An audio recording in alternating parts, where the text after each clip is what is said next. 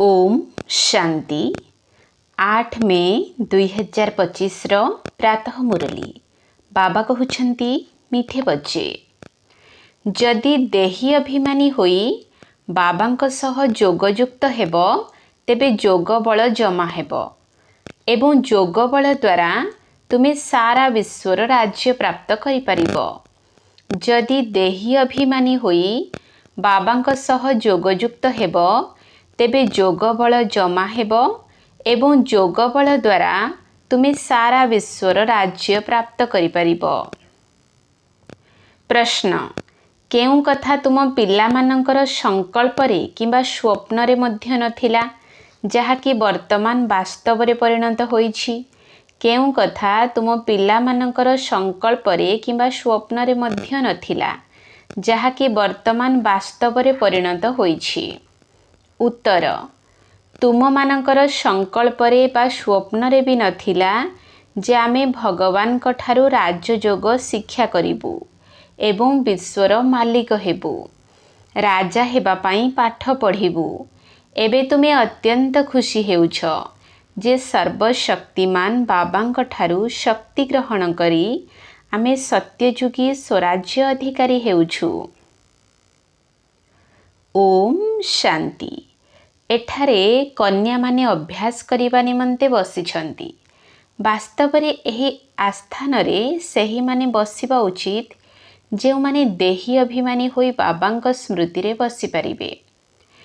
जदि याद रे न बसि परिबे तेबे तांकु शिक्षक कुहा जीव नाही। याद रे ही शक्ति रही थाए, ज्ञान रे शक्ति न थाए। एहा को ही कुहा जाए याद र बल। जोग बल सन्यासी मानकर अक्षर अटे। बाबा कष्टसाध्य अक्षर व्यवहार करू नाहंती। बाबा कहउछंती पिला माने एबे बाबांकु याद कर। जेपरी छोट पिला माने माता पितांकु मने पकाई थांती ना से तो देहधारी अटंती। तुमे पिला माने हेउछ विचित्र। एही चित्र अर्थात शरीर एही ठारे ही तुमको मिलुछि। तुमे विचित्र देशर बासिंदा अट। सेठारे कौनसी चित्र अर्थात शरीर नाही। प्रथमे प्रथमे एही कथा पक्का करिबाकु हेबो जे आमे तो आत्मा अटु। सेथिपाई बाबा कहउछंती पिला माने देही अभिमानी हुओ, निजको आत्मा निश्चय कर। तुमे निर्वाण देशरु आसीछ। तुम सबु आत्मा मानकर घर सेठारे रहिछि। तुमे अभिनय करिबाकु आसीछ। प्रथमे प्रथमे किए आसुछंती एकथा मध्य तुम बुद्धि रे अछि। दुनिया रे एपरि केही नाहंती जहाँक पाखरे एही ज्ञान थिबो। वर्तमान बाबा कहउछंती शास्त्र आदि जहा किछि पढ़िथिल से सबको भूली जाओ। श्रीकृष्णक महिमा अन्य कहार महिमा केते करूछंती। गांधींकर मध्य केते महिमा करूछंती जेपरि के से रामराज्य स्थापन करी जाइछंती। किंतु शिव भगवान वाच आदि सनातन देवी देवता धर्मर राजा रानीक राज्यर जेउ कायदा थिला बाबा राजयोग शिखाई सेही भली राजा रानी कराइथिले। सेही ईश्वरीय नीति प्रथा को मध्य भांगी देले। कहिले राजत्व दरकार नाही, आमको प्रजांकर प्रजा उपरे राज्य दरकार। तेबे तार कौन अवस्था हैला? दुख ही दुख पाउछंती, लड़ाई झगड़ा करूछंती, अनेक मत होई गलानी। एबे तुमे पिला माने श्रीमत आधार रे राज्य नेउछ। तुम पाखरे एते शक्ति रहुछि जे सेठारे सैन्य बाहिनी आदिर आवश्यकता पड़िबो नाही। भयर कौनसी कथा नाही। एही लक्ष्मी नारायणकर अद्वैत राज्य थिला। दुई पक्ष ही नथिला जद्वारा ताली बाजिबो ताकू कहा जाउथिला अद्वैत राज्य। तुम पिला मानंकु बाबा देवता कराउछंती, पुणी दैत्यरु रावण द्वारा असुर होई जाउछंती। एबे तुमे पिला माने जानुछ आमे भारतवासी सारा विश्वर मालिक थिलु। तुमको विश्वर राज्य केवल याद्र बल द्वारा मिलिथिला। एबे सही राज्य पुनर्बार मिलुछि।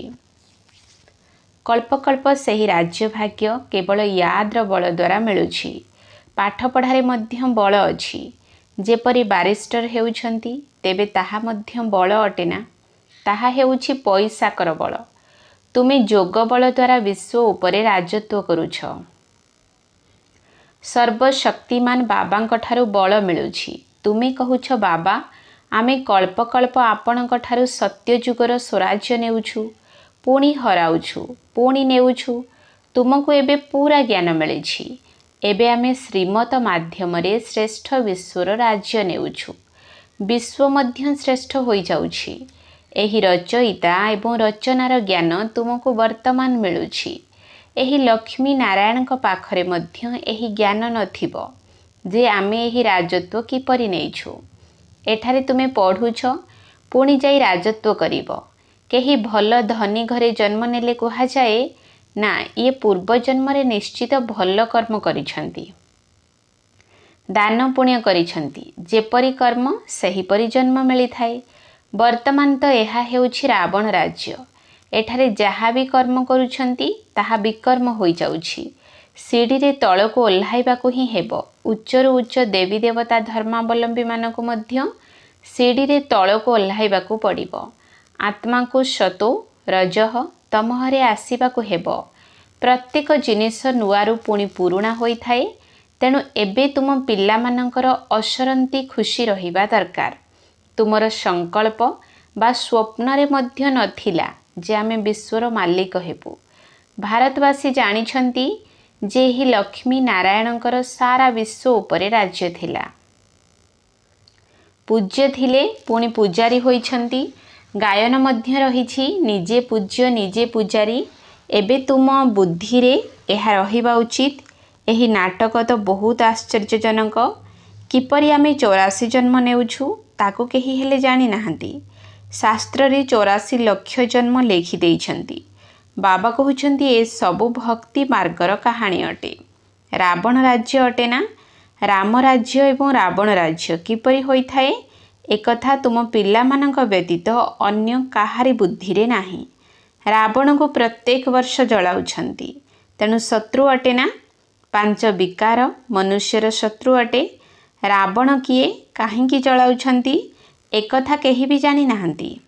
जेउ माने निजको संगम जोगी बोली भाबुछंती तांकर स्मृति रे रहुछि जे एबे आमे पुरुषोत्तम हेउछु।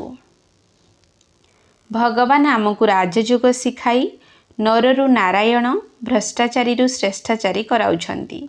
तुमे पिला माने जानिछ आमको सर्वोच्च निराकार भगवान पढ़ाउछंती। केते खुशी हेबा उचित। स्कूल रे छात्र मानक बुद्धि रे रही थाए ना आमे छात्र अटू। सेमाने तो भौतिक पाठ पढ़ाउथिबा साधारण शिक्षक अटंती। एठारे तो तुमको भगवान पढ़ाउछंती। जदि पाठ पढ़ा द्वारा एते उच्च पद मिलुछि तेबे केते भल भाबरे पढ़िबा दरकार। एही पाठ पढ़ा बहुत सहज। केवल सकाळु अध घंटा बा 45 मिनिट पढ़िबाकू हेबो। सारा दिन धंदा आदि रे बाबांको मने पकाइबाकू भूली जाउछ। सेथिपाई एठारे सकाळे आसी याद रे बसुछ। कुहा जाए बाबांको बहुत स्नेह रे याद कर। बाबा आपण हमको पढ़ाइबाकू आसीछंती। एबे आमे जानुछु जे आपण 5000 वर्ष परे आसी पढ़ाउछंती। बाबांको पाखकू पिला माने आसिले बाबा पचारंती पूर्वरु केबे मिसिथिल। एपरि प्रश्न कोनोसी साधु संत आदि पचारि पारिबे नाही। दुनिया रे हेउथिबा सत्संग रे तो जिए चाहिबे जाई बसी पारिबे। बहुतंकु जीवार देखि अन्य माने मध्य भीतर को आसी जाई थांती। तुमे मध्य एबे बुझुछ आमे गीता रामायण आदि केते खुशी रे जाई सुनुथिले किछि हेले बुझी पारु नथिले। से सबु भक्तिर ही खुशी अटे। बहुत खुशी रे नाची थांती किंतु तथापि तळको ओल्हाई थांती। भिन्न भिन्न प्रकारर हट जोग आदि करि थांती। सुस्थ रहिबा पई ही सब किछि करि थांती। तेणु बाबा बुझाउछंती ए सबु भक्ति मार्गर नीति प्रथा अटे। रचयिता परमात्मा एवं रचना सृष्टि नाटक को केही भी जानि नाहंती। तेबे बाकी कौन जानिले? रचयिता रचना को जानिबा द्वारा तुमे कौन हेउछ एवं न जानिबा द्वारा तुमे कौन होई जाइछ। तुमे जानिबा द्वारा समृद्धशाली धनवान होई जाउछ। न जानिबा द्वारा सेही भारतवासी कांगाल होई जाइछंती। बहुत कहानी रचना करिछंती। कौन कौन दुनिया रे होई चलिछि। केते पैसा सुना आदि लूट करुछंती। एबे तुमे पिला माने जानुछ सेठारे तो आमे सुनार महल तैयारी करिबु। बारिस्टरी आदि पढ़िले मनरे रही थाए ना आमे एही परीक्षारे पास करी पुणी एहीपरि करिबु घर तैयारी करिबु। तुम बुद्धि रे काहींकी आसुनाही जे आमे स्वर्गर राजकुमार कुमारी हेबा पाई पढ़ुछु। केते खुशी रहिबा उचित, किंतु बाहर को जीवा द्वारा ही खुशी हजि जाई थाए। छोट छोट कन्या माने एही ज्ञान मार्ग को आसी जाउछंती। संबंधी किछि हेले बुझी पारु नाहंती, कहि देउछंती एहा जादू अटे, कहउछंती आमे पढ़िबा को देबु नाही। एही अवस्थारे जे पर्यंत नाबालिका अछ सेते पर्यंत माता पितांकर कथा मानिबा को पड़िबो। बाबा कहिबे नाबालिका को आमे रखी पारिबु नाही, बहुत खिटपिट हेउछि। आरंभरु केते खिटपिट होइथिला। कन्या कहूछि मते 18 वर्ष, बापा कहूछि ना 16 वर्ष। नाबालिका अटे, झगड़ा करी धरी नहीं जाउछथिले। नाबालिका को लौकिक पितांक हुकुम रे चालिबाकु हेबो। साबालक साबालिका हेले जहा इच्छा ताहा करि परिबो, कायदा मध्य अछि ना। बाबा कहउछंती तुमे जेबे बाबांक पाखकु आसुछ तेबे नियम अछि जे निजर लौकिक पितांक ठारू चिठी नेई आस। पुणी मैनर्स अर्थात आचरण मध्य देखिबाकु हेबो। मैनर्स ठीक नथिले तो घर को फेरी छिबाकु पड़िबो। खेलरे मध्य एहीपरि होइथाए। ठीक भाबरे न खेलिले तांको टीम रु बाहरी जीवा पाई कहि थांती, इज्जत हराई थांती। एबे तुमे पिला माने जानुछ जे आमे युद्ध भूमि रे अछु। कल्प कल्प बाबा आसी आमको माया उपरे विजय प्राप्त कराउछंती। मूल कथा हेला पवित्र हेबा। विकार द्वारा पतित होइछंती। बाबा कहउछंती काम महाशत्रु अटे, एहा आदि मध्य अंत दुख देई थाए। जेउ माने ब्राह्मण हेबे सेमाने पुणी देवी देवता धर्म रे आसीबे। ब्राह्मण मानक मध्यरे मध्य क्रमानुसारे रही थांती। सम्मा निकट को पतंग आसी थांती। केही तो जଳି करी मरी जाई थांती, केही पुणी चारिपटे घुरी घुरी चली जाई थांती। एठाकु मध्य आसुछंती, केही तो एकदम समर्पण होई जाउछंती, केही सुनी सारी पुणी चली जाउछंती। आगरु तो रक्तरे मध्य लेखि करी देउथिले, बाबा आमे आपणकर अटु, पुणी भी माया हराई देउछि। एते जोर रे माया सहित युद्ध चलुछि, एहाको ही युद्धस्थल कुहा जाउछि। एकथा मध्य तुमे बुझी पारुछ। परमपिता परमात्मा ब्रह्मांक द्वारा सबु वेदशास्त्रर सार बुझाउछंती। चित्र तो ढेर तैयारी करी देइछंती ना। एही समय रे नारदंकर मध्य उदाहरण रहिछि। समस्ते कहउछंती आमे लक्ष्मी अथवा नारायण हेबु। बाबा कहउछंती निजको देख, आमे योग्य अटु, आम पाखरे कौनसी विकार नाही तो। नारदंक भली भक्त तो समस्ते अटंती ना। एहीपरि एक उदाहरण लेखि दिया जाइछि। भक्ति मार्ग रे कहउछंती आमे श्रीलक्ष्मी को वरण करि परिबो। बाबा कहउछंती ना, जेबे ज्ञान सुनिबो तेबे सद्गति प्राप्त करि परिबो। मु पतित पावन ही समस्तंकर सद्गति करुछि। एबे तुमे बुझुछ बाबा आमको रावण राज्यरु मुक्त करुछंती। ताहा हेला शारीरिक यात्रा, भगवान वाच मनमना भव। बास एथिरे धक्का खाइबार कौनसी कथा नाही। से सबु हेउछि भक्ति मार्गर धक्का। अधाकल्प ब्रह्मांकर दिन, अधाकल्प हेउछि ब्रह्मांकर राति। तुमे जानिछ आम समस्त बिके मानकर एबे अधाकल्प दिन हेबो। आमे सुखधाम जीवु, सेठारे भक्ति रहिबो नाही। एबे तुमे पिला माने जानुछ आमे समस्तंक ठारू साहुकार हेउछु, तेणु केते खुशी हेबा उचित। तुमे समस्ते पूर्वरु मांकड़ा पथर थिल, एबे बाबा मेसिन धार उपरे चढ़ाउछंती। बाबा रत्नर व्यापारी मध्य अटंती ना। ड्रामा अनुसारे बाबा अनुभवी रथ मध्य नेइछंती। गायन मध्य रहिछि गाँर पिला। कृष्ण गाँर पिला किपरि होई परिबे? से तो सत्य जुगरे थिले। तांकु तो झुलारे झुलाउथिले, मुकुट पिंधाउथिले। पुणी सी गाँर पिला बोली काहींकी कहउछंती? गाँर पिला श्यामल होई थांती, एबे सुंदर हेबाकु आसीछ। बाबा ज्ञानर धारे चढ़ाउछंती ना। एही सत्र संग कल्प कल्प कल्परे थरे मात्र मिलुछि, बाकी सबु मिथ्यार संग। सेथिपाई बाबा कहउछंती खराब कथा सुन नाही। एपरी कथा सुन नाही जेउठारे मोर एवं तुमर ग्लानि करि चलिछंती। ଯେଉଁ କୁମାରୀମାନେ ଜ୍ଞାନରେ ଆସୁଛନ୍ତି ସେମାନେ ତ କହିପାରିବେ ଯେ ଆମର ବାପା ସମ୍ପତ୍ତିରେ ଭାଗ ଅଛି, କାହିଁକି ନା ଆମେ ଭାରତର ସେବା ଅର୍ଥେ ସେହି ସମ୍ପତ୍ତିରେ ସେଣ୍ଟର ନ ଖୋଲିବୁ। କନ୍ୟାଦାନ ତ ଦେବାକୁ ହିଁ ହେବ, ତେଣୁ ଆମକୁ ଆମ ଭାଗ ଦେଲେ ଆମେ ସେଣ୍ଟର ଖୋଲିବୁ। ଏହାଦ୍ୱାରା ଅନେକଙ୍କର କଲ୍ୟାଣ ହେବ। ଏହିପରି ଯୁକ୍ତି ରଚନା କରିବା ଉଚିତ। ଏହା ତୁମର ଈଶ୍ୱରୀୟ ମିଶନ ଅଟେ। ତୁମେ ପଥର ବୁଦ୍ଧିକୁ ପାରସ ବୁଦ୍ଧି କରାଉଛ। ଯେଉଁମାନେ ଆମ ଧର୍ମର ହୋଇଥିବେ ସେମାନେ ଆସିବେ। ଗୋଟିଏ ଘରୁ ଯିଏ ଦେବୀ ଦେବତା ଧର୍ମର ଫୁଲ ବା ଆତ୍ମା ହୋଇଥିବେ ସେ ବାହାରି ଆସିବେ, ବାକି ସମସ୍ତେ ଆସିବେ ନାହିଁ।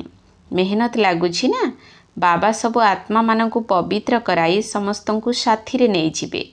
ସେଥିପାଇଁ ବାବା ବୁଝାଇଥିଲେ ସଙ୍ଗମର ଚିତ୍ର ସମ୍ବନ୍ଧରେ ବୁଝାଅ। ଏପଟେ କଳିଯୁଗ, ସେପଟେ ସତ୍ୟଯୁଗ ରହିଛି। ସତ୍ୟଯୁଗରେ ଦେବତା, କଳିଯୁଗରେ ଅସୁରମାନେ ଅଛନ୍ତି। ଏହାକୁ ପୁରୁଷୋତ୍ତମ ସଙ୍ଗମ ଯୁଗ କୁହାଯାଉଛି। ବାବା ହିଁ ପୁରୁଷୋତ୍ତମ କରାଉଛନ୍ତି। ଯିଏ ପଢ଼ିବେ ସେ ସତ୍ୟଯୁଗକୁ ଯିବେ, ବାକି ସମସ୍ତେ ମୁକ୍ତିଧାମକୁ ଚାଲିଯିବେ, ପୁଣି ନିଜ ନିଜର ସମୟରେ ଆସିବେ।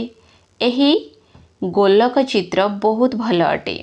ପିଲାମାନଙ୍କର ସେବାର ସଉକ ରହିବା ଉଚିତ ଯେ ଆମେ ଏହିପରି ସେବା କରି ଗରିବମାନଙ୍କୁ ଉଦ୍ଧାର କରି ତାଙ୍କୁ ସ୍ୱର୍ଗର ମାଲିକ କରାଇବୁ। ଆଚ୍ଛା, ମିଠା ମିଠା ଶିଖିଲେ ଅଧେ ସନ୍ତାନମାନଙ୍କ ପ୍ରତି ମାତା ପିତା ବାପ ଦାଦାଙ୍କର ମଧୁର ସ୍ନେହ ସମ୍ପନ୍ନ ଶୁଭେଚ୍ଛା ଏବଂ ସୁପ୍ରଭାତ। ଆତ୍ମିକ ପିତାଙ୍କର ଆତ୍ମିକ ସନ୍ତାନମାନଙ୍କୁ ନମସ୍ତେ। ଆତ୍ମିକ ସନ୍ତାନମାନଙ୍କର ଆତ୍ମିକ ବାପ ଦାଦାଙ୍କୁ ନମସ୍ତେ ନମସ୍ତେ ନମସ୍ତେ। ସୁପ୍ରଭାତ। ଧାରଣା ପାଇଁ ମୁଖ୍ୟ ସାର। 1 ନମ୍ବର ପଏଣ୍ଟ, ନିଜକୁ ନିଜେ ଦେଖିବାକୁ ହେବ ଯେ ମୁଁ ଶ୍ରୀ ଲକ୍ଷ୍ମୀ ଶ୍ରୀ ନାରାୟଣଙ୍କ ଭଳି ହୋଇପାରିବି। ମୋ ଭିତରେ କୌଣସି ବିକାର ନାହିଁ ତ? ମୁଁ ଚକ୍ର ଲଗାଉଥିବା ପତଙ୍ଗ ନା ଅଗ୍ନିରେ ଝାସ ଦେଉଥିବା ପତଙ୍ଗ?